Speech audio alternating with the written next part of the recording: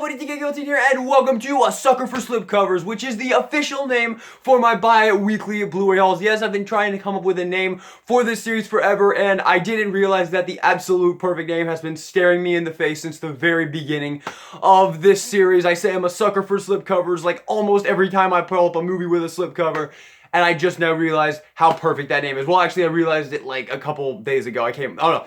It's awesome. I love it. I think it's gonna work really great. And yeah, let's not waste any time. We do have a decent haul today. 8 movies, one new release, a couple of older movies that I actually picked up because I hadn't seen them, and I hadn't seen them, and they were all pretty cheap, and I wanted to check them out because I didn't get a chance to see them. And now that we're kind of self-quarantined in here, I figured this would be the perfect time to finally get check them out. And of course, I got some new Scream Factories because I'm a Scream Factory whore. But let's get into this. This is the Blu-ray hauls, and we're going to get this one out of the way real fast because no one cares about this movie, The Nun. I bought it because I've never seen it. I've heard it's absolutely freaking terrible, and I still haven't seen it. I pretty much know everything that happens because I know people that have seen it, and I've seen a ton of reviews on it, like from like every movie reviewer ever. And yeah, everyone says it's awful, and I'm really excited to check it out, but it was extremely cheap, and I would love to see it, so I picked it up. Got that one out of the way. Now let's get to the more exciting stuff. Let's start off with the new release, which is Black Christmas. This is the remake, 2019 remake, although it's not much of a remake.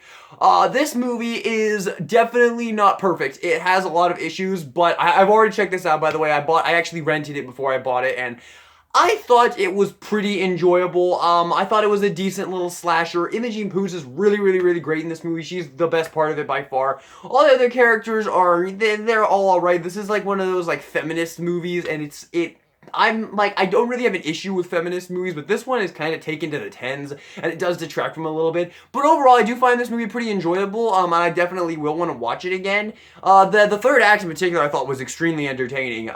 Everything before that, it was all kind of blah. The opening kill was pretty cool, where she kind of dies in like a snow angel. I thought that was kind of a cool shot. But the third act of this movie is really great. It kind of just comes out of nowhere too. Like out of nowhere, this goes from like a really like kind of almost like a raunchy comedy movie to just a straight slasher movie like that fast, and the whole third act is just slasher out the butt, and it's pretty entertaining, I feel, but definitely has weaknesses, but definitely, in my opinion, something that is worth checking out, and definitely my preferred of the two remakes of Black Christmas. Obviously, nothing will ever top the original Black Christmas. It is one of the best Christmas horror films ever made, but I absolutely despise the 2006 remake, I think is what it was. I absolutely hated that. I thought it was so bad, and this one I would definitely pop in way before I pop that one in. So I'm gonna give Black Christmas a decent recommendation, but definitely know what it is going into it. Know it's going to be a very feminist kind of movie, and you should be able to have fun with it. So that is the first one. The next one is going to start off with the movies that I missed when they originally came out, and just now seeing them, although I haven't watched the final one yet. The first one is Escape Room. This was incredibly cheap, and I had not seen it. I had heard decent things about it, and I'm really glad I checked this out, because spoiler alert, this is my favorite of the 3 I picked up. I enjoyed the hell out of this. This is one of the best January horror films I've ever seen. If you guys haven't seen Escape Room, I'd highly recommend this. This is kind of like a PG-13 watered-down version of like Saw or Cube. It's in that kind of thing, and I thought it was really good. It uses its PG-13 rating like really well. The characters are decent. This girl in particular is pretty great in the movie. I really like her. There's a couple other characters. One of the dudes from Tucker and Dale versus Evil is in this, which, you know, I was a huge fan of that movie. That's obviously pretty cool to see him. But yeah, I would give Escape Room a really high recommend. I actually enjoyed the hell out of this. I'm really happy I picked this up. This is easily my favorite of the 3 movies that I was checking out for the first time. Not my pick of the haul. Oh man, this was not even a contest for the pick of the haul this time. Wait until we get to that. But Escape Room is going to be a pretty high recommend. I like this one, man. This is a fun, entertaining movie. One of the best January horror films I've ever seen. And I am definitely going to want to watch this one again because it's fun. The escape rooms in here, man, they are amazing, man. The first 3 escape rooms in particular, whoa, they are so cool. Like, they are seriously so cool, especially the third one. You know what, just to get you a little bit more, like, I know a lot of people probably didn't give a shit about this movie because it's a January horror film. Most people skip them because they usually suck, and I do get it. I haven't seen very many that I liked. This is one I really enjoyed, but the third escape room in here, man, is absolutely awesome. It's a flipped upside down room where, so the ceiling is the floor and the floor is the ceiling, and there is a music track playing, and every time the music track ends, a panel of the floor, which is the ceiling, falls out. So this floor gets smaller and smaller with every single time the music does a full loop. And it is just awesome. Like, it is really well done. And all the escape room aspects as well, like the clues and whatnot, really well done. And I really like the ending as well, because they kind of do the hostile thing where they take the main character and make him fight back against the evil. And I personally really liked it. I'm going to give Escape Room a large recommendation. I would really recommend this one. This is a good one, man. This might even be one of my favorite horror films of 2019. It was that good. I mean, there wasn't a ton of that this year, but I'm really glad I checked this out, because Escape Room, I thought it was awesome. The next one is Scary Stories to Tell in the Dark, which is also really, really fun. I enjoyed the hell out of this. This one, Scary Stories, and the last one. All three of these I missed when they first came out, but now that I'm kind of stuck with the whole self-quarantine and the coronavirus thing, I figured I would pick them up and give them a watch. And Scary Stories to Tell in the Dark was really, really fun. I enjoyed this. Definitely a more like kid-friendly horror movie. I would definitely put it in that kind of category. I did actually watch this with my little sister, and while it scared her a little bit, she did really, really enjoy it. So, yeah, I give Scary Stories to Tell in the Dark a pretty high recommend. I really, this is kind of like an anthology, sort of. I mean, if you've read the Scary Stories to Tell in the Dark books, I've only read a couple of them, but if you read them, obviously, I mean, it's a pretty great adaptation. Like, all the monsters actually look really similar to how they did in the books.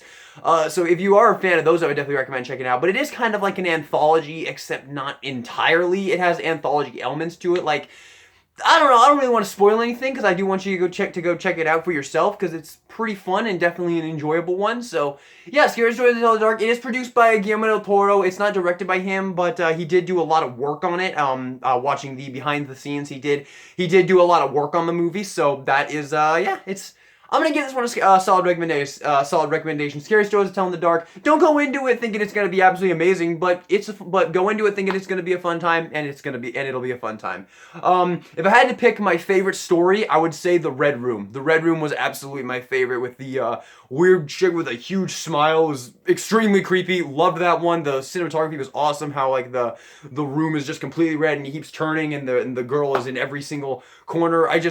I liked that one a lot. But yeah, Scary Stories to Tell in the Dark, I'm going to give this one a high recommend. I would say, like, these two, I would say Escape Room is definitely my favorite of the two, but definitely would recommend both of these. And the last one I'm not going to give you a recommendation because I haven't seen it yet is the Pet Sematary remake. Once again, never seen it, and I still have not watched this one. I'm actually waiting to watch this one with my mother because she's very interested in watching this one as well. We both have never seen this. So yes, I am excited to check it out because we're both Stephen King nuts, and we've been wanting to see it for a while because I absolutely love the original Pet Sematary. It's probably one of my favorite Stephen King adaptations, and I've heard middling things about this remake. Let me know in the comments if you like it, because I don't know if I'll actually have seen it by the time this video goes out, but I don't really know the twist. I did not watch the trailer, so, and I know that was something controversial with this movie, is that the trailer apparently gave away the twist, so yeah, but I don't know the twist, so I am looking forward to watching this, and yeah, don't have much to say about this one because I've never seen it. So, Pet Sematary remake, looking forward to checking that out. Although I love the slipcover. The slipcover is gorgeous. Gorgeous. That's a word. Gorgeous. Really like that. Like church up there with the golden eyes. That's just a dope slipcover, man. Really like that. So, those are the standard releases I got. Now let's get to our Scream Factories. And we'll start off with this one because I really disappointed this didn't come with a slipcover. This is Valentine 2001.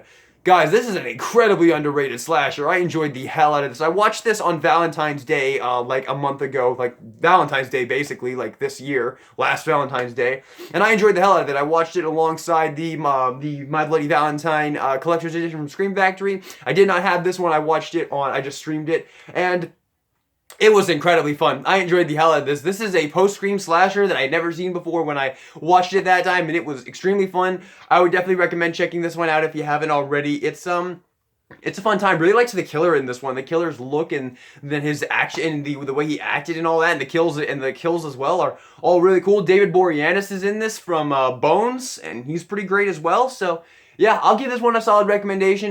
I wanted to get the slipcover with it, but it didn't come with it. But I'm not going to make too big a deal out of it because I don't like absolutely adore this movie or anything, unlike the next movie that we're going to talk about. But I would have preferred having the slipcover, but if it didn't come with the slipcover, and I won't make a huge deal out of it because it's not a movie that I like absolutely loved.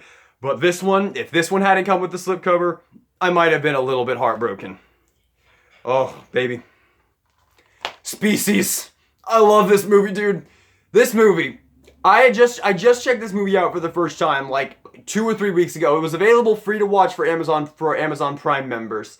It was available free to watch for Amazon Prime members, and I watched it because I saw it there, and I heard a whole bunch of things about it, and I absolutely loved it. This might be one of my favorite sci-fi horror films ever, man. This movie is awesome, up there with Cube and Alien, man. It is so great, and the design of the alien is really great. It is an H.R. Giger design, who, of course, you know, he designed the Xenomorph.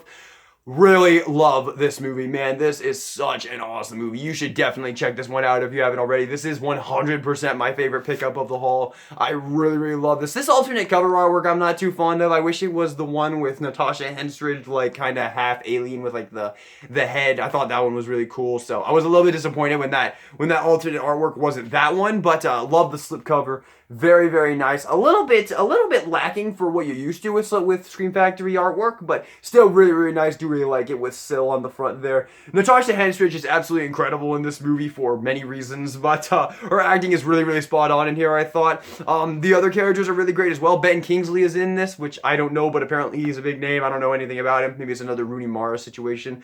And also Alfred Molina is in this movie. Alfred Molina, I think is his name. Alfred Molina or Molina. You know, freaking Doc Ock is in this movie, so yeah, love this. Species, high recommend. Honestly, if you haven't seen this, stop this video right now and go watch it, because I love it, and I'm super happy to have this. I'm probably going to watch this like right after this video is done, because I love it, and I can't wait to watch all the special features. I'm hoping there's some interviews in here with Natasha Henstridge, and maybe an audio commentary with her as well. Yep, I see it right there. Audio commentary with actors Natasha Henstridge and Michael Madsen and director Roger Donaldson. Hell yes, I cannot wait to watch that. Probably going to watch that right after this, so awesome. And the final pickup of the haul, we're not going to spend too much time on this because I made a full video on it, is April Fool's Day, which did watch, really, really liked it, really love the final twist of this movie. Is absolutely insane. I won't spoil it because it will absolutely ruin the entire movie for you if you're checking it out for the first time, but I would recommend this. Fun little slasher, kind of slow, extremely slow actually. It takes a little while to get to the slashing, which I'm not a huge fan of, but still very fun. Still very fun. Love the final twist. It makes the whole thing worth it. It's an absolutely insane twist. Yeah, but yeah, I would definitely recommend checking this one out. And the Scream Factory release is nice. I do dig the artwork, and this artwork does make a lot more sense now that I've seen the movie. But fun movie. I'll give this one a solid recommendation. Just know that it is going to be pretty boring until it gets to that final twist, and then you're going to be like, what the hell was that? So, yeah, April Fool's Day, gonna give it a recommend. But yes, that is it. That is the haul that is the bi-weekly Blu-ray haul that I'm now calling A Sucker for Slipcovers, and I'm gonna go change the name of every single one of them because I love that name so much, and it's so perfect because I'm a sucker for slipcovers. And yeah, that's gonna do it for this video. So thank you all so much for watching this video. I hope you enjoyed it. Subscribe for more horror content, and this is DKLZ, signing out.